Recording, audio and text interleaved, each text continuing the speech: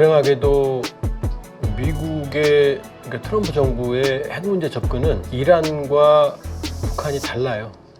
세 가지 가능성 시나리오가 있거든요. 그렇게 보면 한국의 자체 핵 무장은 쉽지 않다. 그래서 나오는 게 한국의 잠재적 핵 능력에 있어서 절대적으로 중요하다.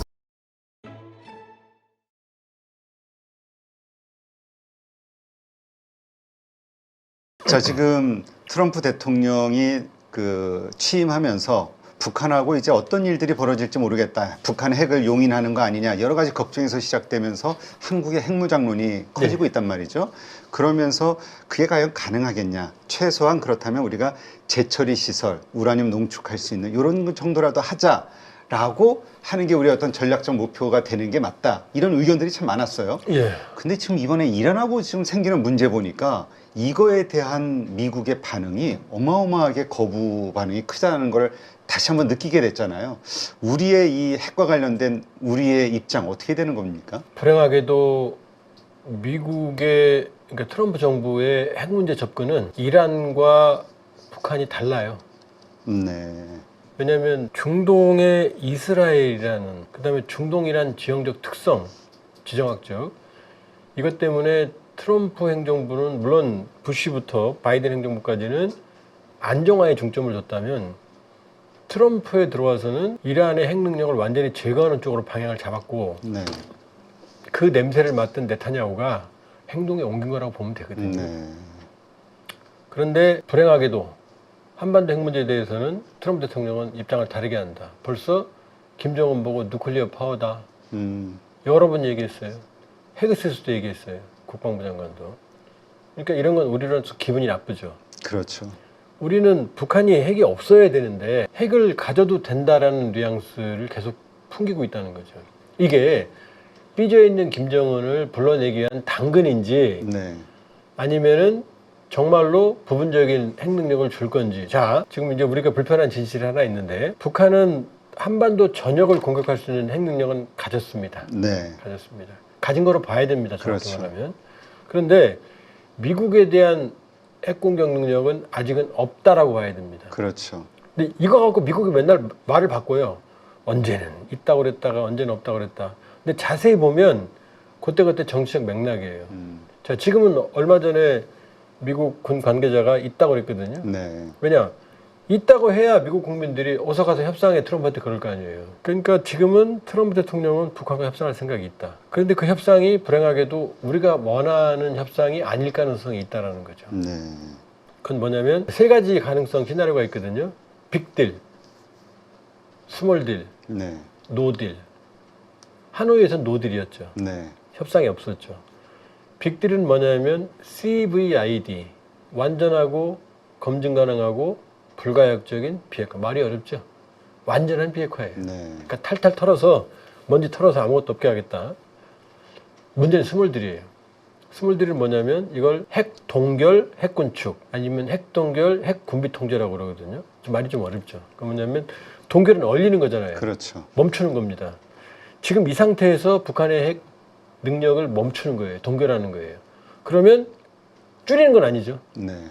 그러면 미국에 대한 공격 능력은 더 이상 안 생기는 거죠. 네. 미국은 안전해지죠. 미국은 안전해지죠. 그리고 부분적으로 일부를 비핵화하는 거예요. 감소시키는 거예요. 대신 이 감소시키는 대신 동결과 감소 축소 대신 제재 해제. 네. 이게 군축이잖아요. 군비를 축소하고 대가를 받는 요 가능성이에요. 그럼 이거 왜 우리가 기분 나쁘냐? 완전한 비핵화가 아니라 여기 지금 물이 남아 있잖아요. 그렇죠.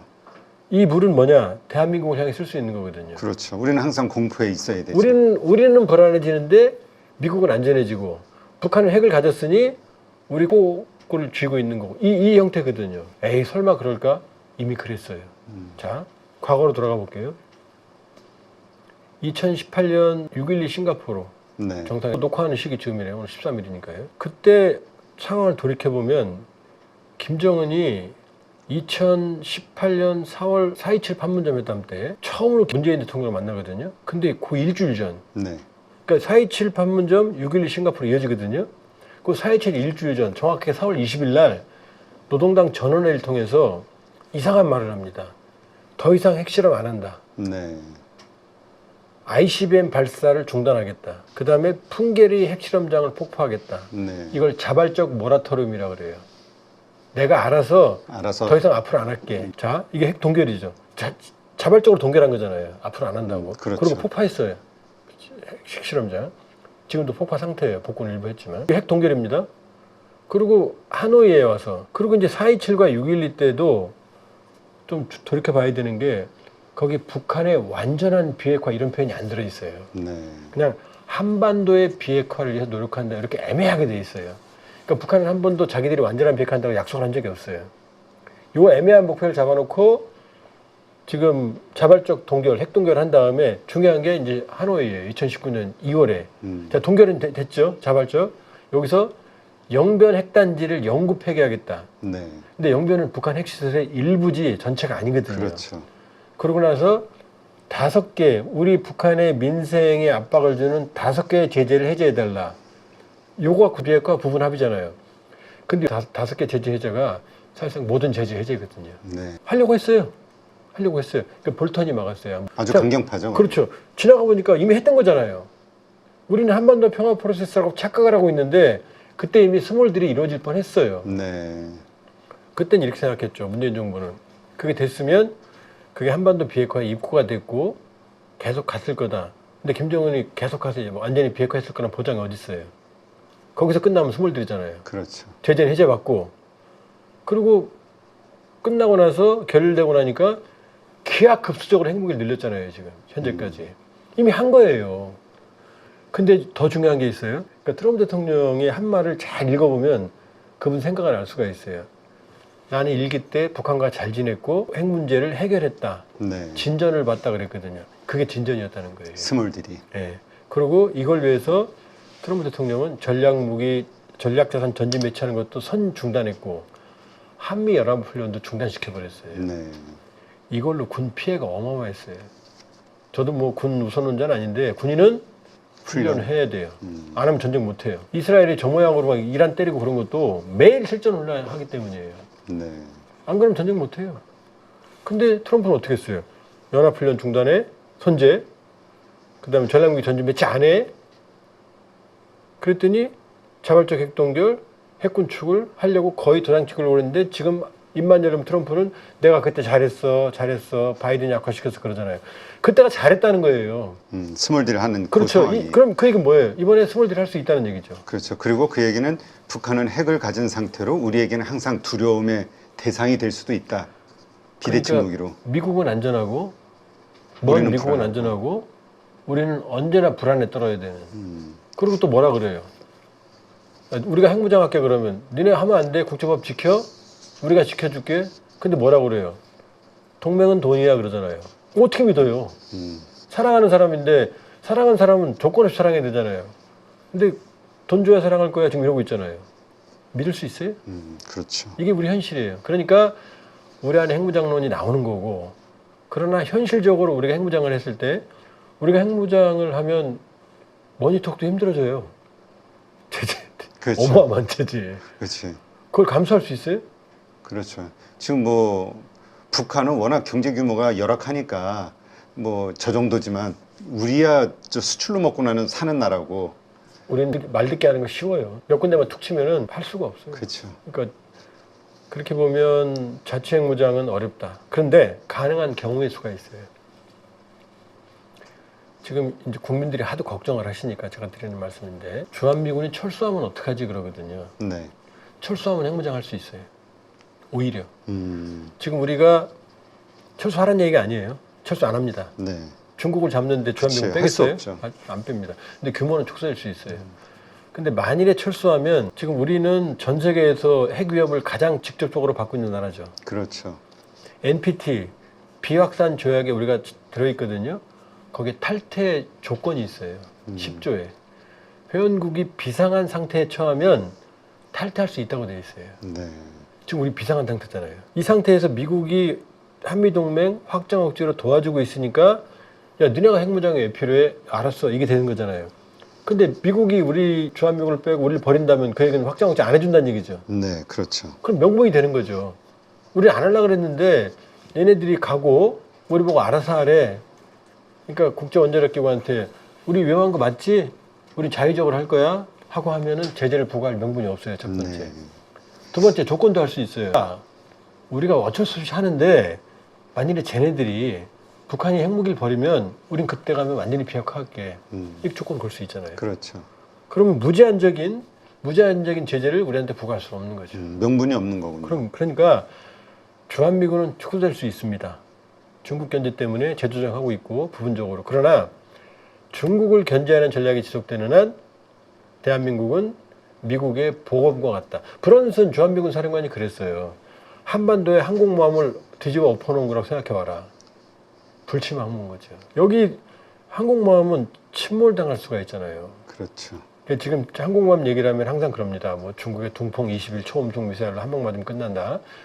근데 대한민국은요. 침몰하지 않잖아요. 여기서 얼마든 출격할 수 있잖아요. 그렇죠. 그리고 또 하나 자꾸 이제 항모 무용론자들이 있어요. 뭐 중국의 뭐 드론으로 한 방에 간다. 그럼 중국이 그럼 항공모함을 왜 찍어내겠습니까? 그럼 중국도 찍어내지 말아야 되잖아요. 항공모함은 여전히 유효합니다.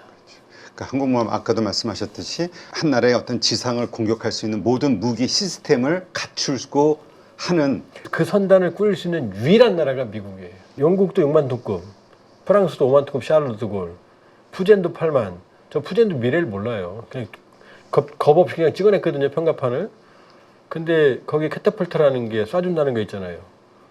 그거를 원래 증기를 이용했었거든요. 근데 증기 캐터펄트는 너무 부피가 커요. 그러니까 전기로 바꿨거든요. 제랄드 포드급이 최신함인데 거기 첫 번째 적용했거든요. 근데 항공모함이 장난이 아니어서 이 오류를 수정하는데 벌써 몇 년 지나서 겨우 했거든요. 근데 중국은 캐터펄트 처음 만드는데 거기다 전자기를 집어넣었거든요. 그 제대로 되겠어요? 1, 2년에? 갑자기 얘기가 좀 샜는데 네. 어쨌든 간에 그렇게 보면 한국의 자체핵 무장은 쉽지 않다. 그래서 나오는 게 이란이 당했잖아요. 그렇죠. 이란은 국제사회의 허가 없이 농축을 한 거거든요. 네. 근데 미국이 우리가 평화적인 조건을 준수하고 국제사회 허락을 받아서 우리는 원자력 대국이니까 농축 권한을 얻을 수 있어요. 네. 그 다음에 재처리, 사용의 연료 재처리하는 권한을 얻을 수 있어요. 요거는 우리는 미국만 합의하면 돼요. 근데 요번에 이란을 그렇게 해주지 않는 그러한 분위기를 봐서 우리가 쉽게 얻을 수 있겠냐에 대한 걱정이 나오던데. 있어요. 일본 해줬거든요. 일본은 해줬거든요.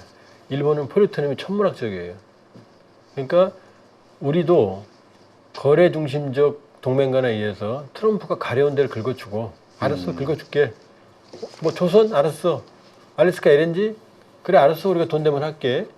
그 다음에 뭐 주한미군의 전략적 유연성 그래 알았어. 대신 우리 입장도 좀 고려해야지. 농축하고 재처리 우리가 불량국 것 아닌데 핵무기 가지겠니? 실제로 농축과 재처리를 해서 핵무기를 만들 생각이 아니고 유사시를 대비하는 거거든요. 네. 그런 전략으로 간다 그러면 가능하다. 그리고 또 하나는 미국이 농축과 재처리 권한을 주는 건 우리가 그 여러 가지 까다로운 조건을 준수하면 되거든요. 그건 미국의 돈이 안 들잖아요. 그렇죠. 트럼프 대통령은 돈 안 드는 건 하잖아요. 지금은 협상의 시간이다.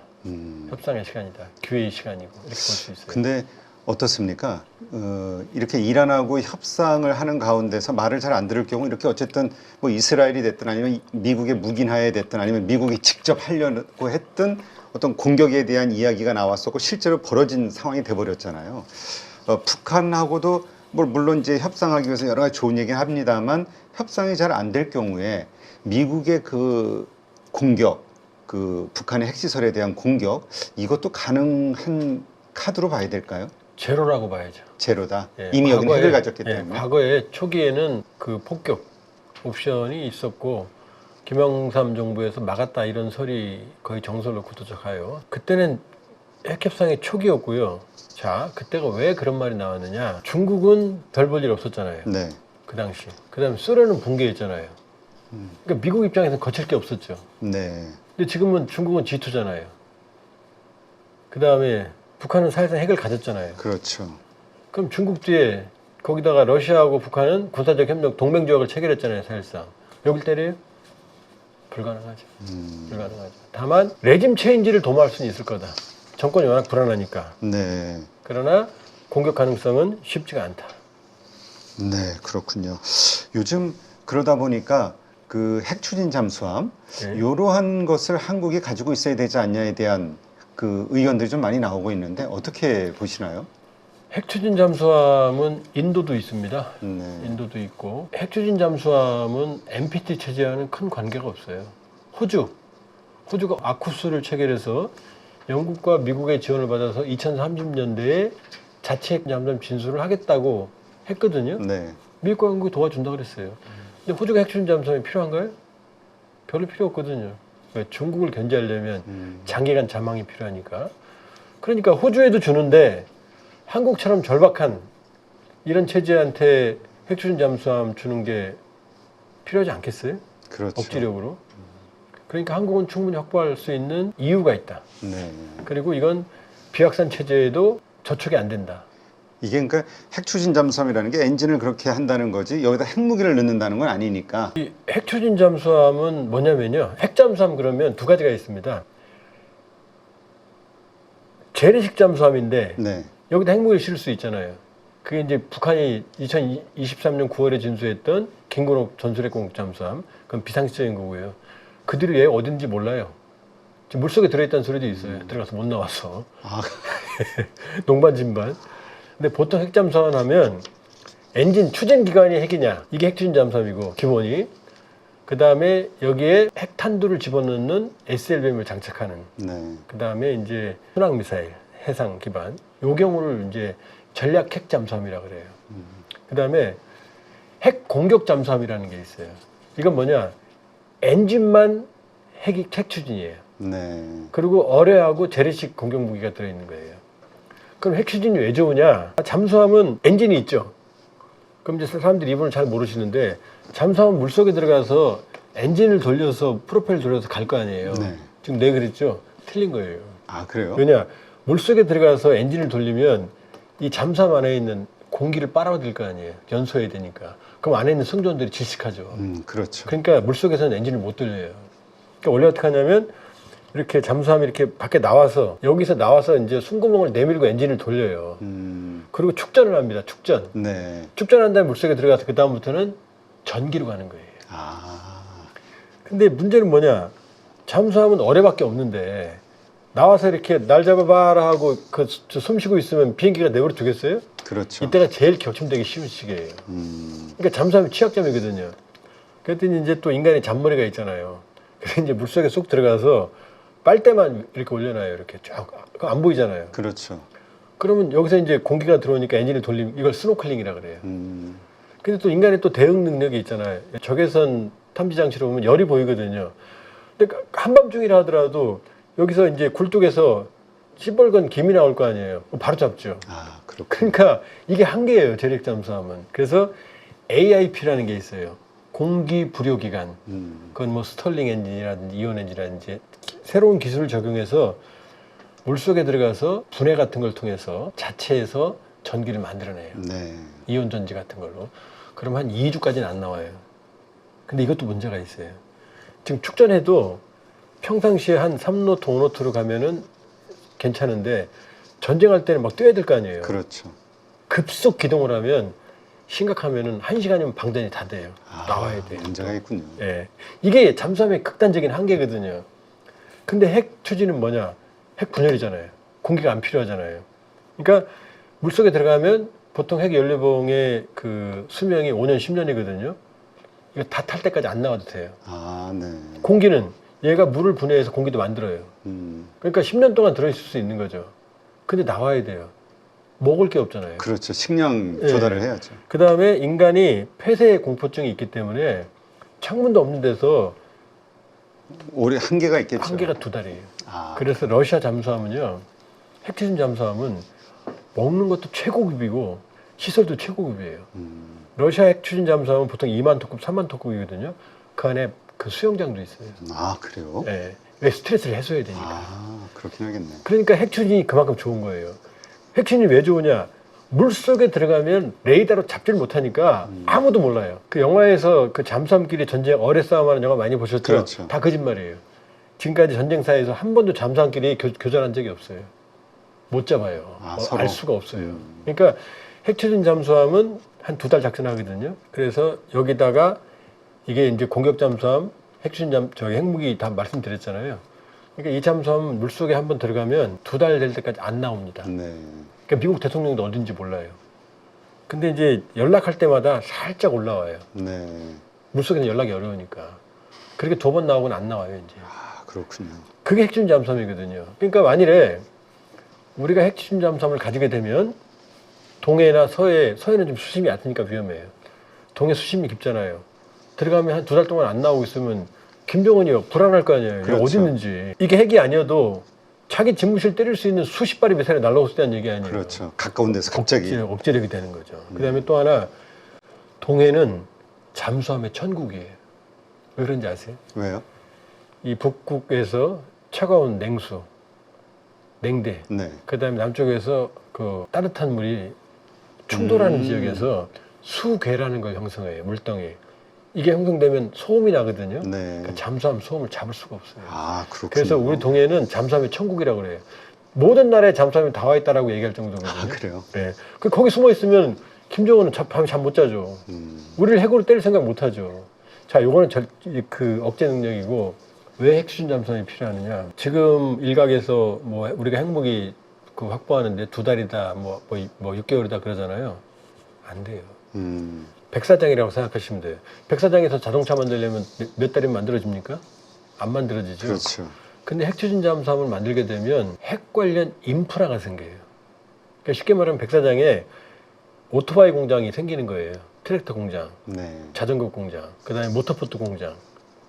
그러면 유사시에 차 만들어 그러면은 차는 금방 못 만들지만 이런 공장들을 이용하면 차 비스무리한 건 금방 만들 거 아니에요. 그렇죠. 그게 인프라예요. 네. 그러니까 지금 인프라가 전혀 없거든요.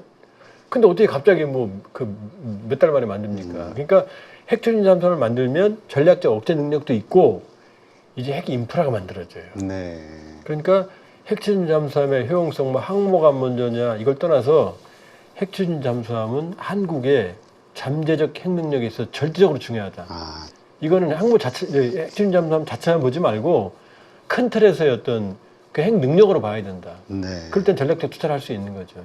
그러니까 농축과 재처리, 핵물질 확보 능력, 그 다음에 핵추진 잠수함을 가지면 그때는 정말 안심해도 됩니다. 아, 그렇군요. 알겠습니다. 하여튼 스몰딜이 이루어진다고 하면 우리는 두려움에 떨 수밖에 없는데 말씀하신 이러한 방식을 어떻게든 우리가 환경을 만들기 위한 노력을 하는 게 우리의 전략이 될 수밖에 없겠군요. 지금은 협상의 시간이에요. 그리고 이재명 정부가 실용주의라고 그랬잖아요. 실용의 평가는 성과입니다. 네. 국익이라는 성과거든요. 그러니까 지금은 이제 어떻게 하느냐에 따라 달렸다. 이렇게 볼 수 네, 있습니다. 알겠습니다. 네, 오늘도 이렇게 해서 여러 가지 분야에서 정치, 경제적으로 네, 우리가 어떠한 흐름을 타야 될지 또 세계의 관점을 어떻게 가져야 될지 여러 각도에서 살펴봤고요. 아마 방송 오시는 분들 많은 도움이 되지 않았을까 생각이 됩니다. 이제까지 통일연구원 석좌 연구위원이신 조한범 박사님 함께했습니다. 오늘 좋은 인사이트 고맙습니다. 네, 고맙습니다.